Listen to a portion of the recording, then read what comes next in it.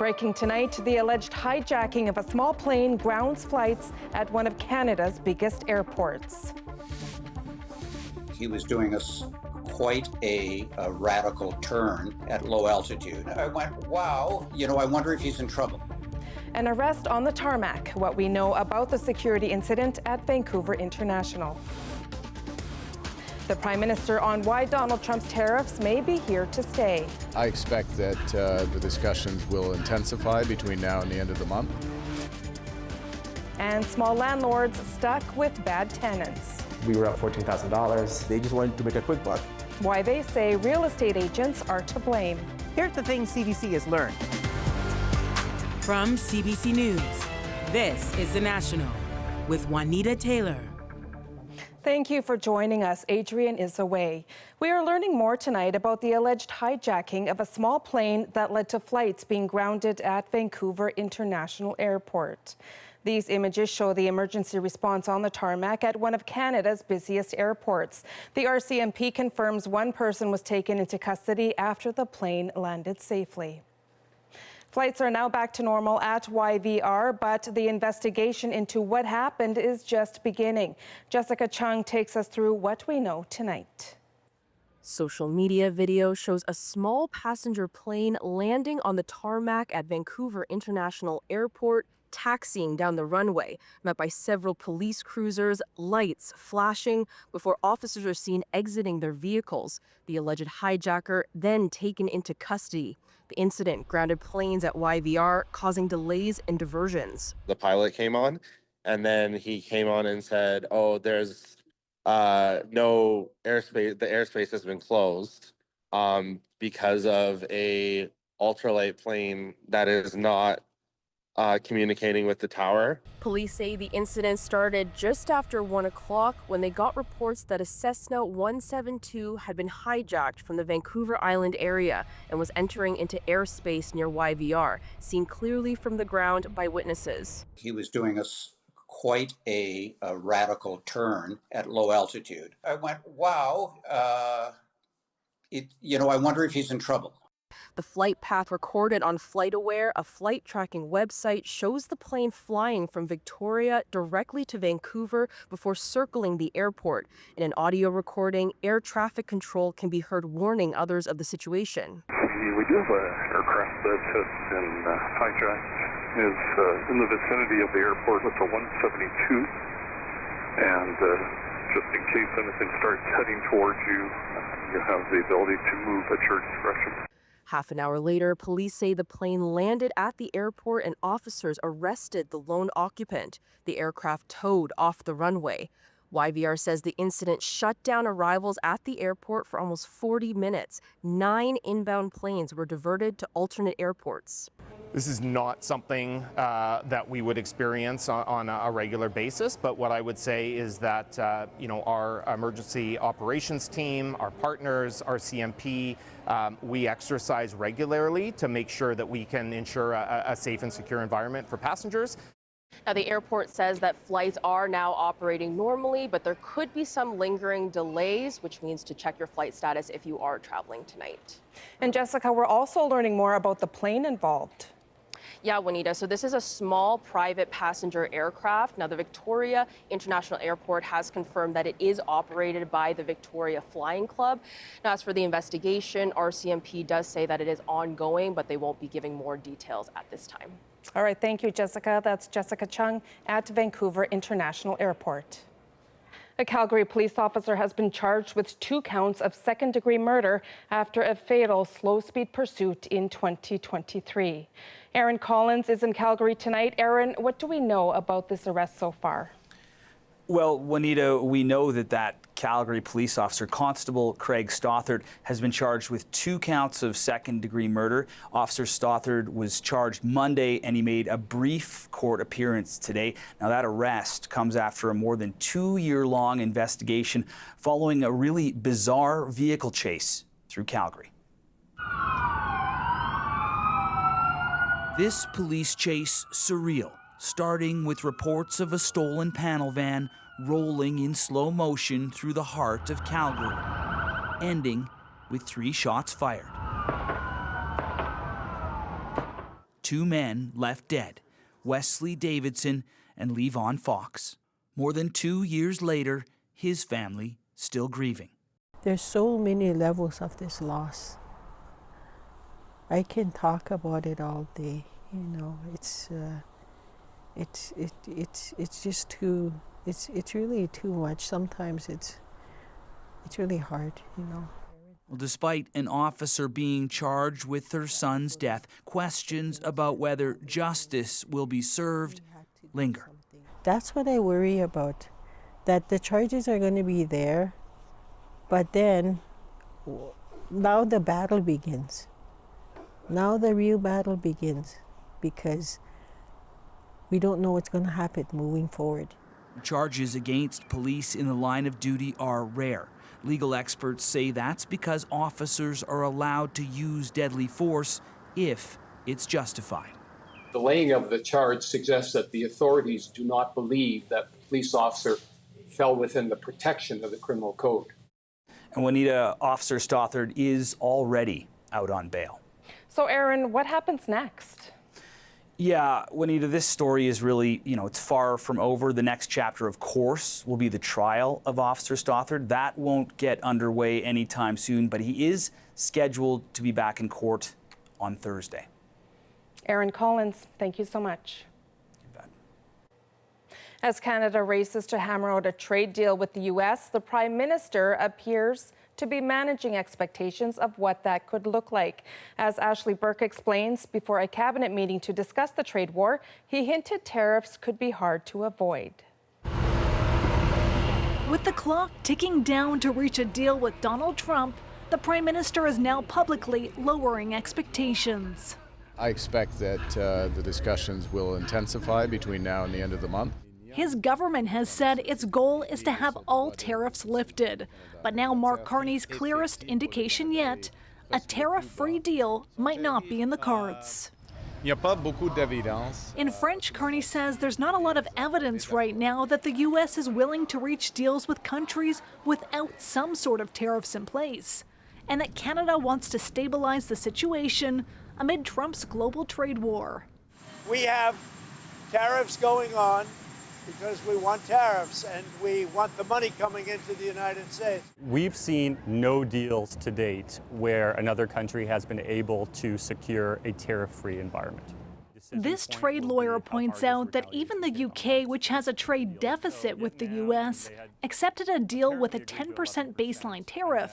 Now he says Carney is shifting the goalpost. He floated a trial balloon for Canadians and Canadian businesses, basically saying, here's what this looks like. Is this okay if there's a baseline tariff that sticks? We are really not interested in a baseline tariff. The steel industry, hit hard by Trump's 50% tariffs, says Carney is being realistic, but it can't survive for long like this and wants tariffs gone. We will simply not exist anymore in as strong a way as we do today. So we are on the downward slope.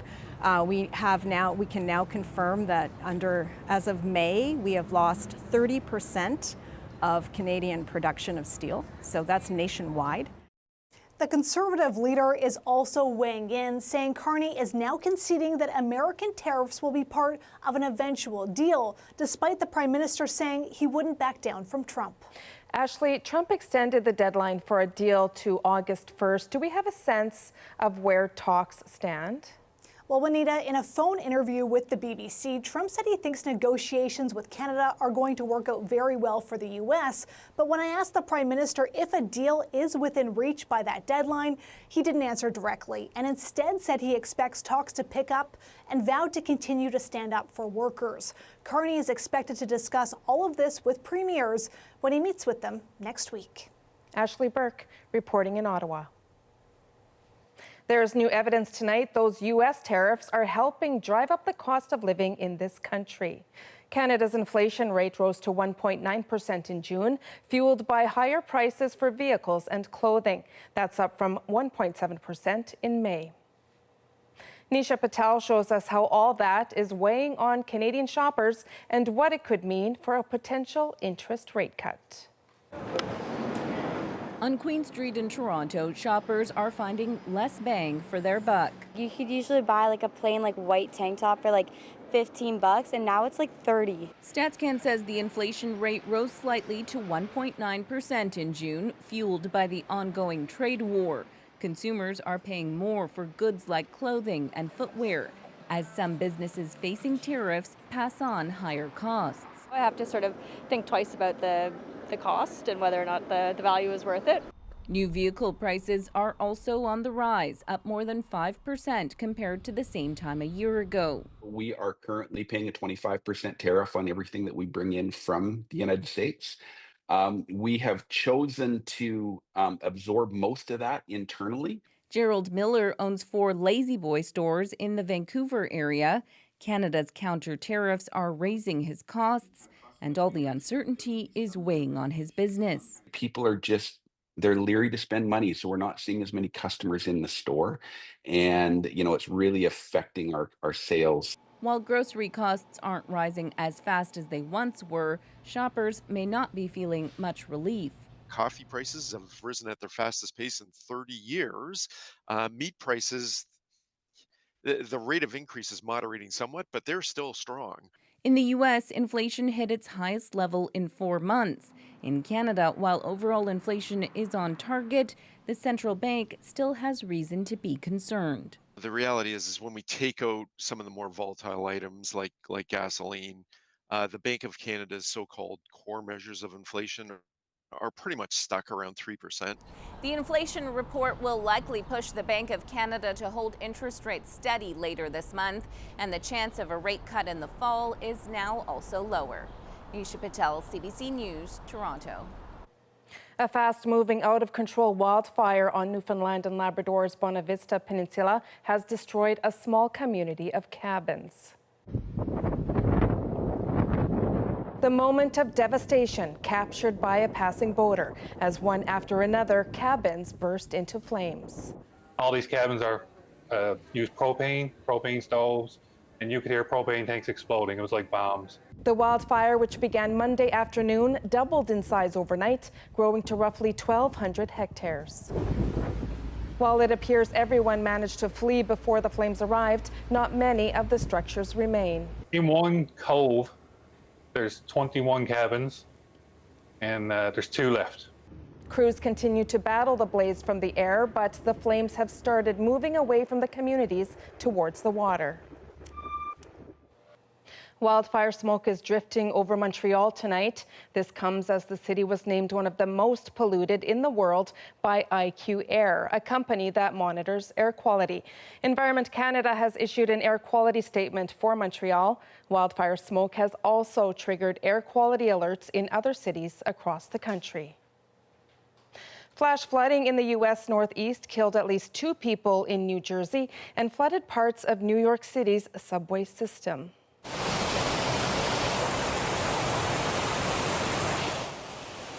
Commuters grabbed dramatic video of the water as it gushed in, rolling onto the tracks and onto a train. Outside, the sudden torrential rains swamped streets, cars, and houses. In New Jersey, emergency crews carried out water rescues as more than 16 centimeters, or 6 inches, of rain fell in some areas. Donald Trump may want to turn the page, but the Jeffrey Epstein story isn't going away. Now, the U.S. president says new information may be released to the public. At 180-degree turn from previous comments, Katie Simpson on the pressure from all sides, including MAGA. Under mounting pressure, Donald Trump is approving the release of more documents from the Jeffrey Epstein case, even as he downplays whatever may be in those files. But I don't understand why the Jeffrey Epstein case would be of interest to anybody. It's pretty boring stuff. It's sordid, but it's boring. Trump has tried for weeks to silence questions around transparency. Are you still talking about Jeffrey Epstein? This guy's been talked about for years. Relenting after criticism across the political spectrum. The American people deserve to know the truth, the whole truth, and nothing but the truth. It's a very delicate subject, but we should put everything out there and let the people decide it. Epstein, a convicted sex offender, died by suicide in 2019 while awaiting trial. His very real connections to the rich and powerful making the case a magnet for conspiracy theorists, a fixation within Trump's MAGA base. They see Jeffrey Epstein as sort of an avatar for a deeper, broader conspiracy that's wrapping in a whole bunch of political figures and wealthy individuals whose names haven't been out there but exist somewhere on a list. In February, Trump's attorney general said a list existed. It's sitting on my desk right now to review. That's been a directive by President Trump. But no list was ever released. Former Trump advisor turned critic Elon Musk claimed it's because Trump is in the files. While the White House denied it, MAGA voters aren't satisfied. Just listen to this informal poll at a recent conservative political convention. How many of you are not satisfied with the results of the investigation? Far-right MAGA media figures Laura Loomer and Steve Bannon have been critical as well, and Dan Bongino, deputy FBI director, reportedly threatened to quit his job unless files are released. Whether the attorney general is going to release anything new, she's not saying. Nothing about Epstein. I'm not going to talk about Epstein. There are legitimate questions about the Epstein investigation. At the same time, it's deeply mired in conspiracy theories. Trump peddles in conspiracy, from Epstein to COVID to election fraud. But this time, for the first time, it may be backfiring. And Katie, a lot of the criticism is coming from Trump's loyal MAGA base. It's unlike anything Trump has faced before. Time and again, he's given the benefit of the doubt by MAGA. Right now, he's having trouble controlling the narrative. Katie Simpson reporting in Washington. Donald Trump also seems to have moved a bit when it comes to the Russia-Ukraine war. A new deadline for the Kremlin. A new NATO weapons deal for Ukraine. Less clear where it may all be heading. Briar Stewart with European reaction. Smoke rises after a Russian strike in eastern Ukraine, not far from where crews are putting up netting over a road to try and protect vehicles from the constant threat of drones. Ukrainian soldiers hope that more U.S. weapons are on the way, but they're skeptical of Donald Trump's 50-day deadline for Russia to agree to a ceasefire or face severe tariffs. Maybe after 50 days, there will be another 30 days, then another 20, says this soldier who only wanted to be identified as Ruslan. Billions of dollars worth of military equipment. Trump announced that the U.S. would sell NATO weapons to give to Ukraine, but details are scant. Even the EU is trying to figure out how it will work. We welcome President Trump's announcement to send more weapons to Ukraine, although we would like to see U.S. to share the burden. But Trump insists other NATO countries will be footing the bill. He dismissed questions about why he isn't imposing more sanctions on Russia and its trading partners now. I don't think 50 days is very long, and it could be sooner than that.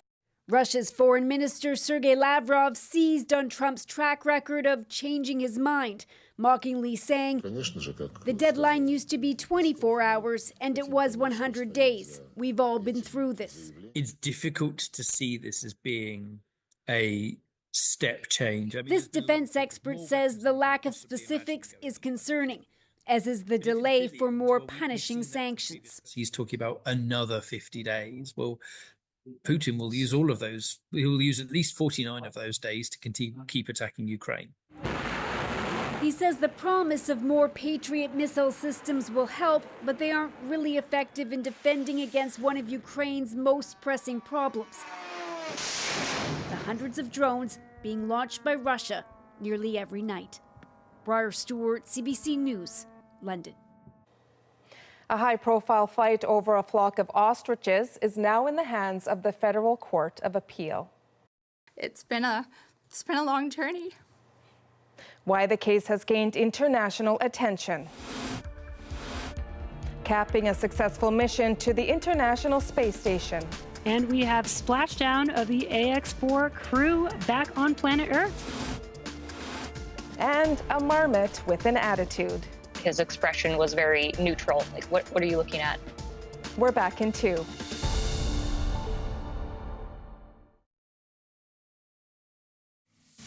And we have splashdown of the AX-4 crew back on planet Earth. A SpaceX capsule carrying astronauts from the U.S., India, Poland, and Hungary landed safely in the Pacific Ocean. The 20-day mission was led by America's most experienced astronaut, Peggy Whitson. For the other countries, it was the first time in more than 40 years they've sent astronauts into space. The fate of a flock of ostriches in British Columbia is up in the air tonight. The owners asking a court to stop a government-ordered cull of more than 400 birds. Olivia Stefanovich looks at the reasons they're under threat and the international support they're receiving. Dismiss this case and save the ostriches, please. A fight over the fate of a now famous flock in the hands of appeals court. The health department needs to take a step back.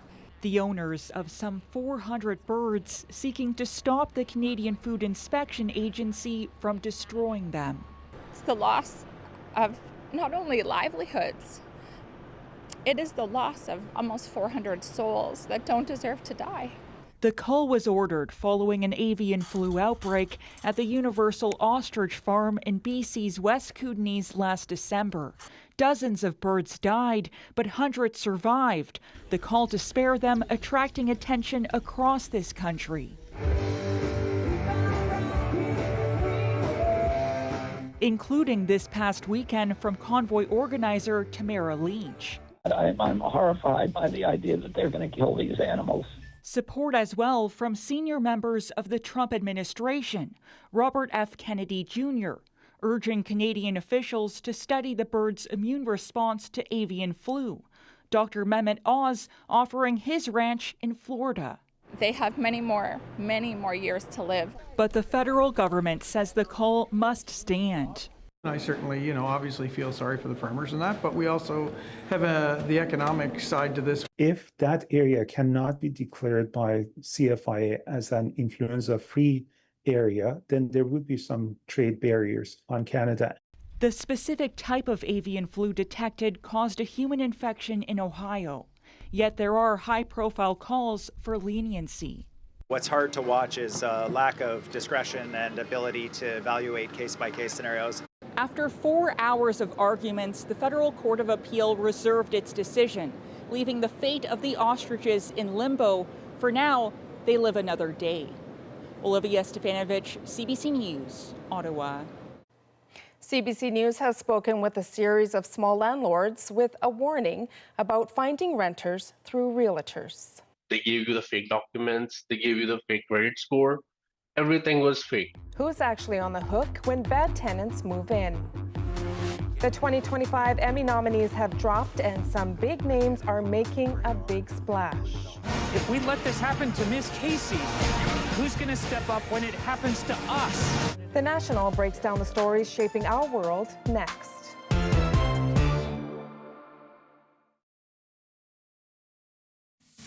Yo, I actually meant to talk to you about awards season. Just make sure to keep your winter clear. Canada's Seth Rogen is up for 3 Emmy Awards for his Apple TV show, The Studio. The comedian is nominated for acting, writing, and directing. His co-star and fellow Canadian, Catherine O'Hara, is also nominated for her role in the series, The Studio. It leads the comedy category with 23 nods. Apple's other hit show, Severance, received 27 nominations, the most for any show this year. And a big unveiling in Venice. These are the medals winners will receive at the Milano Cortina 2026 Winter Olympics and Paralympics. The design of the medal is meant to represent two halves coming together. This is the first time the Games have had 2 host cities in the name. They officially begin February 6. Now it's time to dig deeper into the stories shaping our world. Canadian sovereignty includes Arctic security, but should new investment flow not just to the military, but to northern communities? I'm hoping everybody's going to wake up and realize just the significance. Addressing an overlooked housing crisis, but first... They ruined my life. In a competitive rental market, tenant application fraud is rising. But whose responsibility is it to screen potential renters? There should be more regulation that holds real estate agents accountable. Why landlords are fuming at realtors over bad tenants. Eli Glasner looks at why some of them say the agents should face greater scrutiny for vetting the tenants they bring in. He said he was going to do a full background check to make sure that we can get you the best quality tenant into your space. In challenging rental markets, more and more landlords are looking to real estate agents for help finding dependable tenants. But it doesn't always work out that way. What ended up happening was we were at $14,000. It's affecting your mental health. Mental health, because I'm so stressed. Many landlords assume working with an agent means a sense of security. This is a profession that is heavily regulated, but there doesn't seem to be any accountability. But is this a case of realtors not doing their jobs? Landlords need to take responsibility. They need to read what they sign. Or lax landlords missing details? Would you ever use an agent again? No, never ever. For a closer look, CBC first visited residential landlord Sanalhaq Zarawar last December. I've been in this country for over 24 years. Never in my life have I seen this kind of mess. Together with the help of his extended family, the accountant managed to raise enough money for an investment property. So we had to put myself, my brother, my sister, we had to take money from my little sisters, like 2-3 grand, just to get all the deposit in. To find reliable tenants, he hired a real estate agent and paid him the equivalent of 1 month's rent. At first, it seemed the agent had delivered. As a coach and his wife is a nurse, I found them, to be people that are responsible and good people, who are not going to cause any trouble, and that's what they promised. It was okay for a few months. Then in June, that's when things started to go down the hill, where he started paying rent, and he said, okay, you know what, next month. And if you look, he soon learned the wife who was listed on the application form as contributing to the rent didn't even live there, and none of his employer references answered. Then he got a phone call from another landlord. I want to tell you that the tenant living in your house was living in my house. I'm like, I don't understand how, that makes no sense. Zarawar discovered the tenant's agent racked up another commission, helping the very same tenant sign a lease for a separate place just a few days apart. Same agent, same tenant, different places, and still no rent being paid to anyone. 7 months later, Zarawar says the tenant is still there, won't leave, and now owes nearly $40,000 in unpaid rent. We are doing whatever we can to continue to pay the mortgages, the bill, except the property tax, because we have absolutely nothing left anymore. You're maxed out. We're maxed out. We went through the savings. In the family room, Zarawar puts on a brave face, but now his brother and his children have been forced to move in until the issue is settled. How do you feel? You pulled your family into this, and now you're kind of trapped in this situation. That must be difficult. Believe me, it's psychologically, it's eating me on the inside. It's affecting your mental health. Mental health, because I'm so stressed. I'm depressed. When he purchased the home in this Whitby neighborhood, he thought he was protecting himself by paying the agent to vet tenants. That's their job. But Zarawar says it turns out the contract didn't include that service, even though he says the agent promised it would be done. They knew about it, and they just wanted to make a quick buck. And when you confronted the agent with this information, what did they say? They didn't deny anything. They just said, look, just try to work with them and get the money. But my question was, how are you trying? Because everything that you provide is fake. They gave you the fake documents, they gave you the fake credit score. Everything was fake. Zarawar is not the only landlord who told CBC he'd hired a real estate agent for an extra layer of protection. I'm scared because there's professional tenants out there. Only to find out after, not only was the thorough vetting not done, it was never in the contract. Was a nightmare, and it took a good chunk of full year to deal with it. I wasted money for something I could do on my own. The shocking fact I learned was that how much landlords are left on their own to learn how to screen tenants. I took it off the market. It's been off the market for the last 8 months. It's too stressful. Would you ever use an agent again? No, never ever. As the housing crisis continues, small landlords make up as much as 30% of the market. With massive delays at Ontario's Landlord and Tenant Board and fluctuating interest rates, many owners live in fear of getting stuck with non-paying tenants. Here's the thing CBC has learned. This standard contract, the one a landlord would sign with a realtor, doesn't include vetting. So that added support you might think you signed up for is not a sure thing. This property manager says if landlords don't take that part seriously, they're at a higher risk of a bad tenant. A lot of fraudulent information's on the rise. There's entire companies out there that advertise on social media that they will provide somebody with fraudulent documents, including pay stubs and bank statements and things like that. Pamela O'Hagan manages over 200 properties. She quickly showed us why she doesn't trust realtors for vetting. We had engaged the services of a real estate agent to help fill one of our higher end properties. There's not a piece of information within here, aside from their names, that was accurate. She says the application contained a forest of red flags. The address for the one applicant's employer was also the address of her reference, like her personal reference, who had a different job title. So that was the first issue. We don't just take the job letters and the pay stubs at face value. We couldn't find any record of this company existing anywhere. It was applicant one's father who wrote her job letter and said she made $50,000 a year. No one did due diligence. As the price of rent skyrocketed the past few years, so did tenant application fraud. According to the Ontario site Rent Panda, fraudulent documents quadrupled between 2022 and 2025.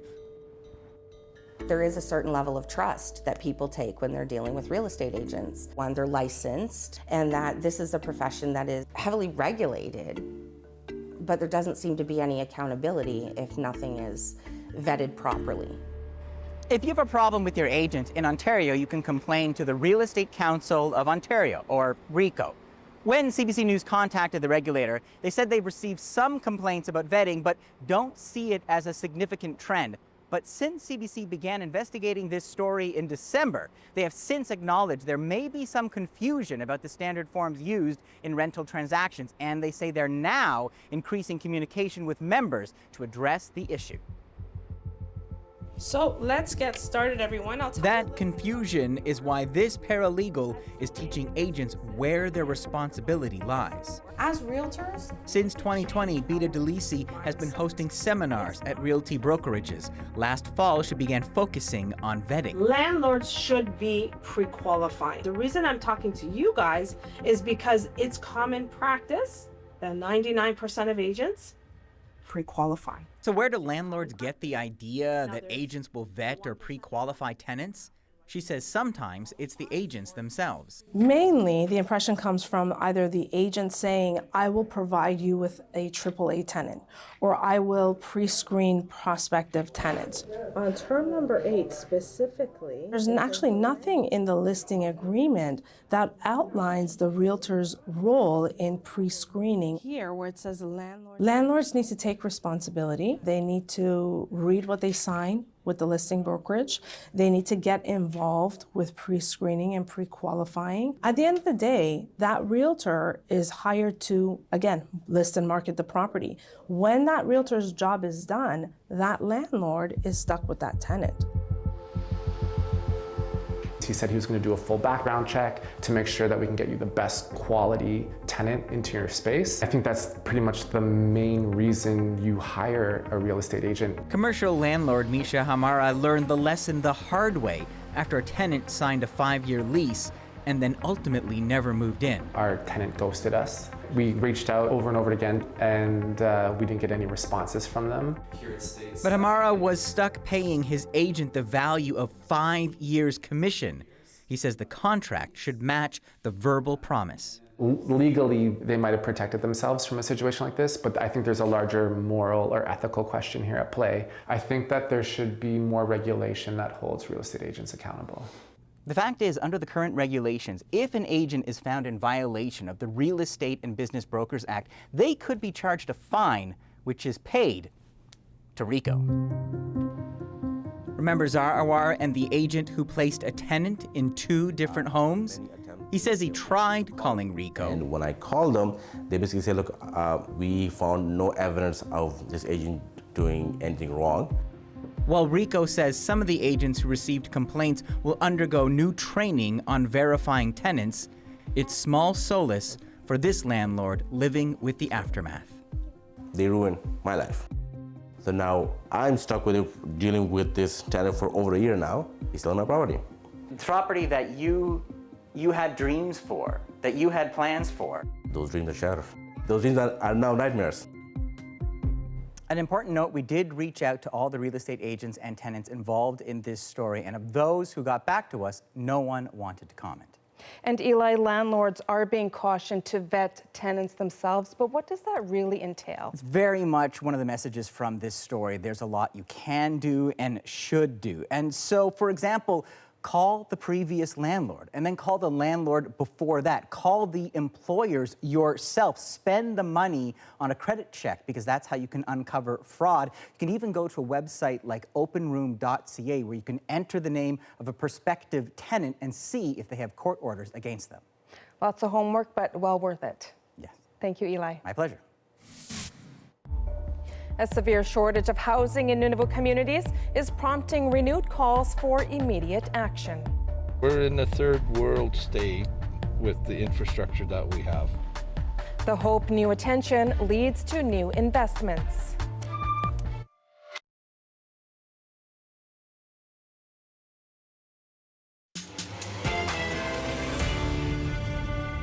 As Canada looks to reinforce its northern defense, those who call the Arctic home say national security needs to start with affordable housing. Try our best to work it out. It gets hard. Earlier this year, I traveled to Rankin Inlet, Nunavut, where a renewed focus on the north comes with continuing demands to solve a long-term issue. The gateway to the north. That's what Rankin Inlet, Nunavut is known for, where everyone knows everyone. But there's a hidden yet well-known crisis in this hamlet of about 3,000 people. There's not enough houses for everyone. Hi! Forcing families like the Inukshuks to live in overcrowded homes. We stop in just as Violet Inukshuk is making lunch for 19 people who all live here in this 4-bedroom house. What are you making for lunch today, Violet? We're gonna have boiled shrimps, boiled mussel, and ramatak. Yum. Maktak, or skin from beluga whale in Inuktitut, is a favorite. Her growing family is fed a combination of traditional and store-bought food. How does it feel for you? Like you mentioned, one of your sons moved away because of the overcrowding. He moved to Nauja. It was, in a way, it was a relief, but then I miss him. I'm sorry. Violet and her husband Wesley gave up their bedroom. I have 7 people in here. So that their grown children and their families will have a place to sleep. This is where we keep our beds. Their mattress tucked away in the porch until bedtime. Try our best to work it out. It gets hard. The territorial government says a severe housing crisis is plaguing all 25 communities. A report released by the Nunavut Housing Corporation shows Rankin Inlet listed as critical. The territory is attempting to build 3,000 units across Nunavut by 2030. People here are hoping for a significant investment in infrastructure projects like housing, thanks to a renewed focus on the north. We must invest in Canada's north to defend our sovereignty. In Nunavut, all 25 communities rely on diesel that gets shipped in every summer, fuel to power the town and heat homes. To your right, there's 2 large fuel tanks. Inuit-led corporation Saku Investments wants to build the first hydrofiber link connecting the north to the south. See all the power lines here. Every building will have a power drop to it. And that provides for the lighting. I think everywhere else in modern Canada and other areas, it's integrated. I like how you say modern Canada. It almost makes me feel like we're not in modern Canada right now. We're not. We're in a third world state with the infrastructure that we have. The Kivalliq Hydrofiber Link project is a 1,200-kilometer link from Manitoba's electricity grid and communications network to 5 Nunavut communities and 2 mines. I'm hoping Everybody's going to wake up and realize just the significance of providing this type of critical infrastructure. From within Churchill into this grid, we would radio out. The project still needs environmental assessment and $1 billion from Ottawa. Information sharing. The buzz at this year's Nunavut Mining Symposium in Iqaluit was Arctic sovereignty. What we're seeing now is more of a broader interest in our sector, the mining sector, how mining can contribute to Canadian use of Arctic and Canadian sovereignty. Like the Grays Bay Road and Port project, the road would link up to the Northwest Territories Winter Road through Nunavut's mineral-rich terrain, all the way to the Arctic Ocean. Nunavut Premier PJ Akeruk has been telling leaders across North America that they can't have Arctic sovereignty without investing in the Arctic.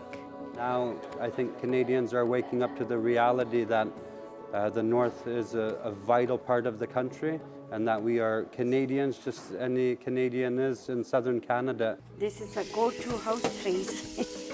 Go, go, go. Back in Rankin Inlet at the Inukshuk household, Violet has this to say to Canadian politicians making promises about housing. I think I would just say right up front, prove it. I want to see it done in front of me.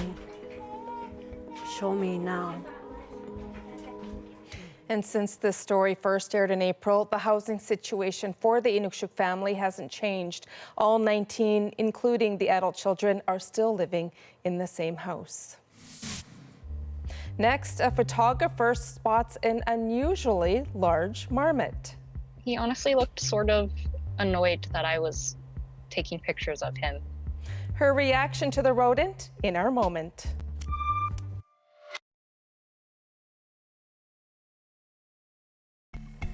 Well, there's no other way to say it. You're looking at a very fat marmot. The picture taken in Kamloops, BC by a wildlife photographer who found the perfect subject. Well, her shots have since drawn a lot of attention and inspired a lot of laughs. Tonight, the mammoth marmot makes our moment. You don't have to have a summer body to look cute.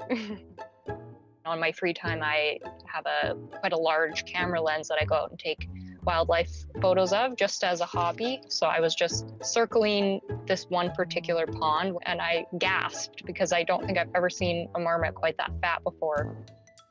He honestly looked sort of annoyed that I was taking pictures of him. His expression was very neutral. Like, what are you looking at? Never seen a fat marmot before. I don't know for sure if it's overfed or if it was pregnant. Marmots are definitely not one of my main subjects because they're kind of like taking photos of geese. They're everywhere and they're cute, but they're kind of not really a challenge.